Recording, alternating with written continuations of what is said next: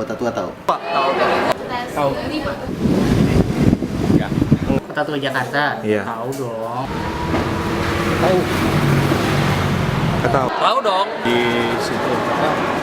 Gelodok ke sana. Tahu. Di Jakarta, nggak tahu ya. Pernah sama pacar saya dulu yang sekarang jadi istri. Pernah.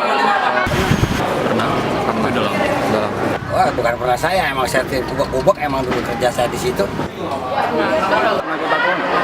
Enggak sih.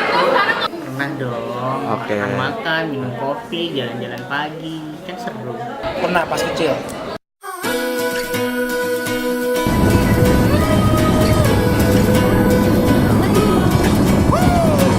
A little bit of misfit dancer, a little bit of JoJo dancer, a little bit of thoughts of mine coming out the mind of this midnight rambler. I can't wait till these tunes of mine get me out of this local jam. Get up on that big stage now, show the world just who the heck I am. Never think that if it all goes right, you got something that can change your life. Use that moment to show your light. Everything is gonna be alright, alright, alright, alright. Namaku Ronald. Aku adalah seorang mahasiswa yang gemar mengetahui tempat-tempat baru.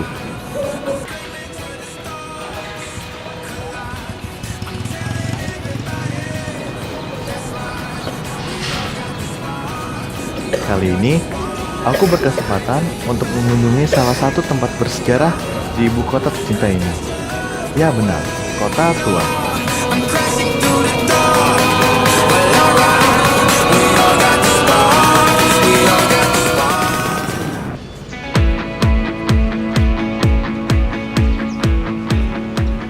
Petualanganku dimulai dari sudut sebelah timur Kota Tua. Terdapat sebuah museum yang berdiri megah yang diselimuti oleh pohon-pohon besar dan tiang-tiang menjulang tinggi ke atas. Museum Seni Rupa dan Keramik namanya. Hanya dengan mengeluarkan uang sebesar Rp3.000 untuk pelajar dan Rp5.000 untuk umum, aku sudah bisa masuk ke dalam museum ini. Di dalam museum yang antik ini, aku dapat menyaksikan 350 lukisan dan 1350 jenis keramik, baik dari Nusantara, Asia, hingga Eropa. Museum ini juga menyimpan koleksi keramik dari masa Majapahit, yaitu abad ke-14, sampai karya seni rupa dari masa Raden Saleh, yaitu 1880 sampai 1890. Di sini, aku bisa juga mempelajari cara membuat keramik loh.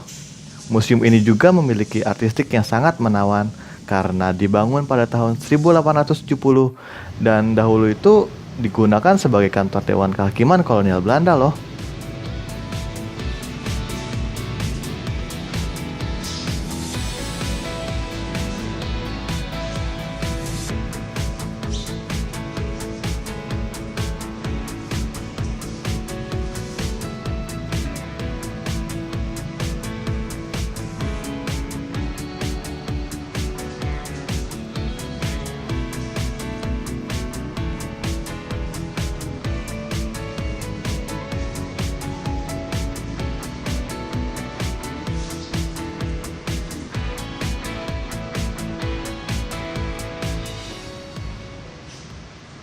Setelah keluar dari Museum Seni Rupa dan Keramik, aku disambut oleh cuaca tengah hari yang sangat menyengat tubuh ini. Ya, siang hari di Kota Tua itu adalah pengalaman pertama buat aku.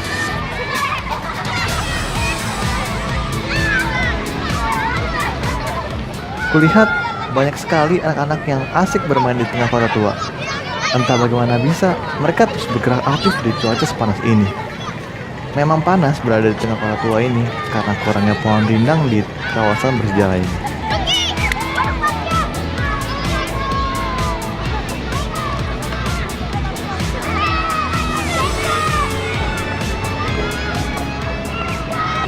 Beberapa titik di Kota Tua, aku melihat banyak sekali orang-orang yang menarik perhatianku.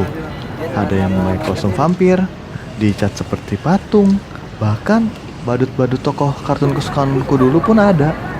Aku jadi penasaran, siapa sih mereka itu? Programnya dari Kota Tua apa memang masih ada usaha sendiri gitu? Enggak, kan dari awalnya yang karakternya Kita juga kayak gitu. ketua dia awalnya dia 1, 2, 3, 4, 5 sampai 10 orang dibentuk komunitas sebelum ada badut ya. 2 tahun yang lalu, 1 April itu. tepatnya tanggal 2013. Udah gitu berjalannya waktu, sekarang tinggal 8 orang yang buat kayak pelaku seni di sini buat foto. Ini sebelumnya sih nggak ada perintah dari ini atasan. Kita semua kreatif di sini semua. Punya ide masing-masing gitu buat ngeramein Taman Fathahillah. Tujuannya ke situ. Setelah berjalannya waktu ganti tahun baru banyak kayak karakter badut pada bermunculan. Kalau awalnya kan di sini ruang terbuka publik ya.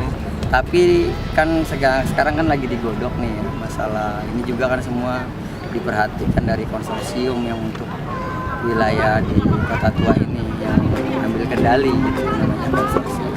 Jadi nanti berjalannya waktu nanti yang boleh dan tidak boleh ditindaklanjuti. Ini lagi pemodogan lah, lagi dicari. Yang ambil ke situnya yang bolehnya yang bisa dibina. Iya. Siapa yang terdaftar yang bisa dibina itu yang diperbolehkan, yang tidak terdaftar dan tidak boleh. Ini lagi. Terus menurut Mas, Kota Tua ini apakah taman kota, apakah alun-alun, apa cuma tempat wisata kayak kota yang tua kayak gini? Kalau menurut saya ini kan ruang terbuka publik ya. Museum di sini kan ada Museum Sejarah Jakarta, ini Taman Fathahillah, juga kan yang Museum Sejarah Jakarta, juga yang kegiatan di sini yang ambil alih kan banyak. Jadi termasuk ruang terbuka publik, masih ruang terbuka publik. Jadi ini Bapak ini sebagai ada komunitasnya atau gimana Pak? Iya, kami tergabung dalam komunitas namanya Komunitas Manusia Batu Taman Fathahillah. Nah, jumlah anggota yang sekarang itu tinggal 8 orang, jadi semuanya berperan sebagai patung dan berdiri di halaman museum setiap hari. Nah, kita berdiri itu dimulai dari jam 8 pagi sampai dengan jam 6 sore. Tapi kalau cuaca hujan terus menerus ya mau nggak mau pulang lebih awal. Sama kayak waktu itu saya pernah kesini ada Pak Sugeng jadi vampir, itu sama. Oh iya, satu komunitas kita 8 orang itu ya 8 karakter. Seperti saya kan tokohnya adalah Bung Tomo ya, pejuang. Terus teman saya ada yang tentara warna hijau, ada yang tentara warna emas, ada Jenderal Sudirman, ada Noni Belanda, ada Company, ada Pampir, ada petani. Jadi 8 orang itu masing-masing memerankan karakter sendiri. Terus kalau misalnya hujan gini itu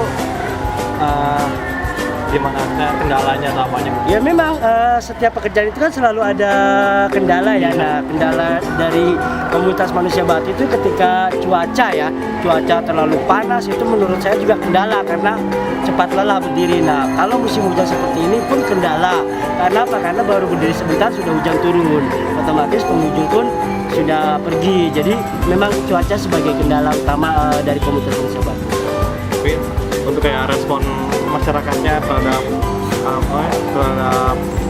Mas yang jadi patung sangat bagus itu. Sangat bagus sekali karena apa? Karena karakter yang kami perankan itu sebagian besar menggambarkan tentang sejarah Kota Tua. Makanya ketika saya memerankan tokoh pejuang, saya memerankan Company, Noni Belanda, bagus sekali responnya dan alhamdulillah dari respon yang bagus itu pengunjung banyak yang minta foto. Tentu setelah berfoto puas, mereka akan memberi seikhlasnya. Makanya uang kami mendapatkan dari hasil foto-foto orang yang memberi seikhlasnya. Terima kasih Pak. Oke. Ya. Destinasi kedua aku adalah sebuah museum yang menarik perhatianku semenjak aku datang ke sini, yaitu Museum Wayang yang berada di sisi barat sebelah Kota Tua. Sewaktu aku masuk, aku baru tahu bahwa gedung Museum Wayang ini ternyata didirikan pada tahun 1640. Saat ini, Museum Wayang memiliki koleksi lebih dari 4.000 buah wayang dan boneka dari berbagai jenis dan macam.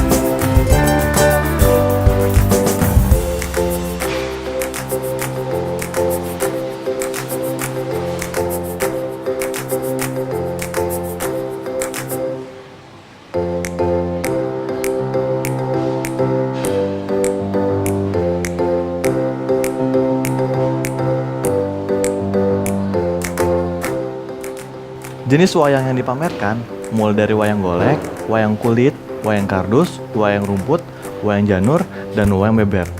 Selain itu, museum ini juga memiliki koleksi gamelan, topeng, dan beberapa boneka dari berbagai belahan dunia, seperti Thailand, Suriname, Tiongkok, Vietnam, India, dan Kolombia.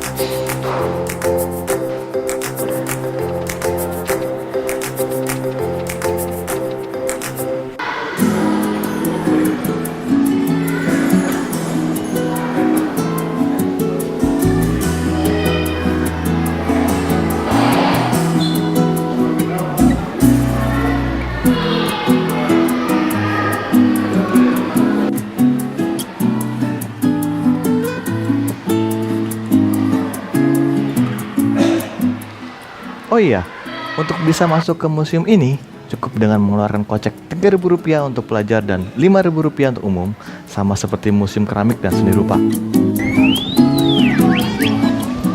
Di Kota Tua Jakarta, aku juga bisa melihat banyak sekali pedagang kaki lima yang menjajalkan barang-barang dagangannya, mulai dari aksesoris wanita, makanan dan minuman, foto, sketsa muka, foto dengan mobil antik, lukisan dan karya seninya, bahkan sampai menyanyi. Selain itu, di sini juga menjual berbagai mainan tradisional anak-anak. Wah, lucu sekali ya.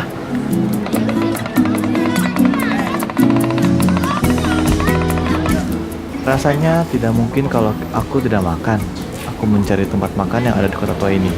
Ternyata ada beberapa restoran yang siap menyuguhkan santapan jika para turis lapar. Salah satunya restoran Kedai Seni Jakarta.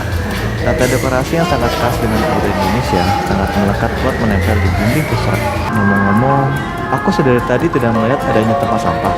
Tempat sampah ini hanya ada di beberapa titik saja dan itu sangat sedikit. Rasanya tidak akan cukup menampung betapa luasnya Kota Tua ini. Tempat duduk pun aku rasa sangat sedikit. Setiap aku ingin duduk, pasti sudah ditempati oleh pengunjung lain. Oh iya, yang terpenting adalah WC umumnya. Aku melihat adanya perbedaan antara WC umum di luar museum dan di dalam museum. Perpustakaan mobil ini udah berapa lama? Dari tanggal 2 Mei. 2 Mei 2000. Launchingnya itu 2014. Launchingnya itu. Terus tujuannya diadain perpustakaan? Ya sosialisasi ini tentang minat baca bagi warga Jakarta gitu, karena sesuai dengan itu kan permata perpustakaan ini umum masyarakat Jakarta gitu. Jadi masyarakat di sini masuknya bacanya gratis apa? Bacanya gratis, cuman nggak bisa dipinjam, baca di tempat. Kalau mau pinjam sifatnya bisa ke kantor masing-masing kota Madia ada. Barat, timur, utara sampai ke Pulau Seribu juga ada kantor perpustakaan.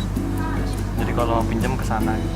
Iya, ini namanya pariwisata ya, pengunjungnya pun dari Jabodetabek. Iya, kadang-kadang dari Purwakarta, ada dari Jawa juga. Jauh-jauh. Terus sejauh ini respon masyarakat? Ya bagus sih, sudah meningkat sekarang. Sampai sekarang ini bisa 50 per hari. Ya itu baik yang orang-orangnya baik yang lokal maupun yang luar negeri. Iya, tadi barusan dari Beijing. Oh Beijing. Barusan dia pakai foto bersama. Buat Beijing itu dari Thailand. Oh.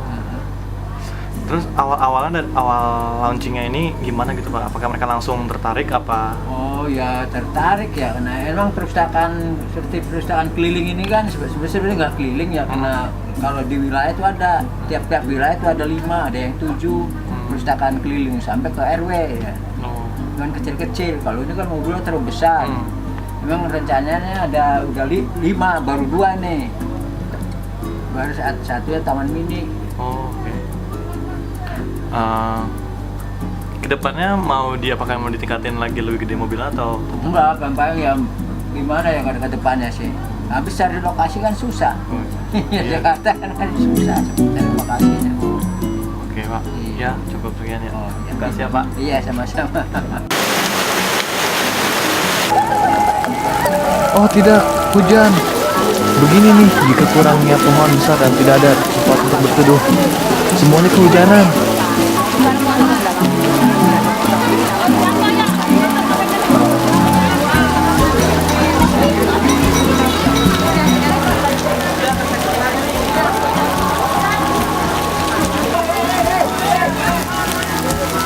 Kota tua setiap hari dikunjungi oleh banyak turis asing maupun lokal.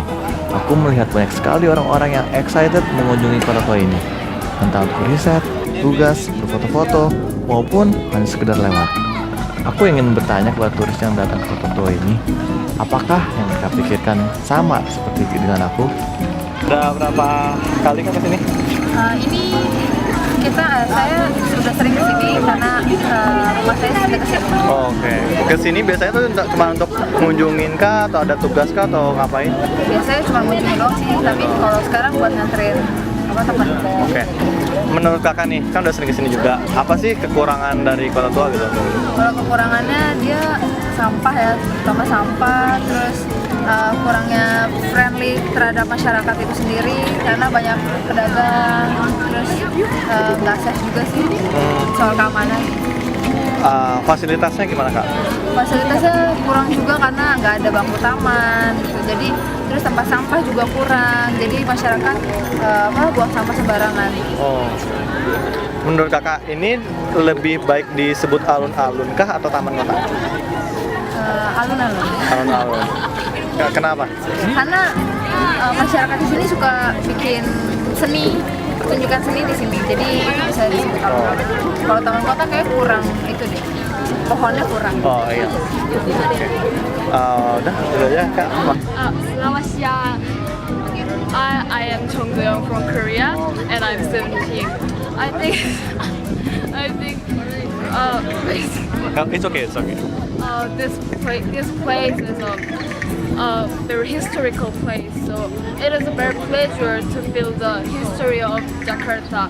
But the weather is too hot to foreigner, and the store sales so high, so expensive, and this is so a pleasure. Yeah. Oke. But okay, Ternyata kawasan kota tua ini tidak hanya sebesar ini saja. Masih banyak tempat-tempat bersejarah lainnya di beberapa tempat lagi. Kemudian, aku melewati jembatan Kota Intan. Setauku, dulunya ini merupakan jembatan jungkit yang dapat diangkat ketika ada kapal melintas di kali besar. Jembatan ini terbuat dari kayu dan dibangun pada tahun 1628. Agar keutuhan terjaga, kini jembatan tidak boleh lagi dilintasi. Tak terasa, hari sudah mulai gelap. Aku harus kembali ke tempat di mana aku berasal. Seharian di kota tua rasanya sangat menyenangkan. Banyak sekali hal-hal baru dan pengalaman yang bisa aku dapat dari perjalananku ke kota tua hari ini. Selamat tinggal kota tua Jakarta. Semoga nanti sewaktu kita bertemu lagi, kau sudah menjadi jauh lebih baik daripada hari ini.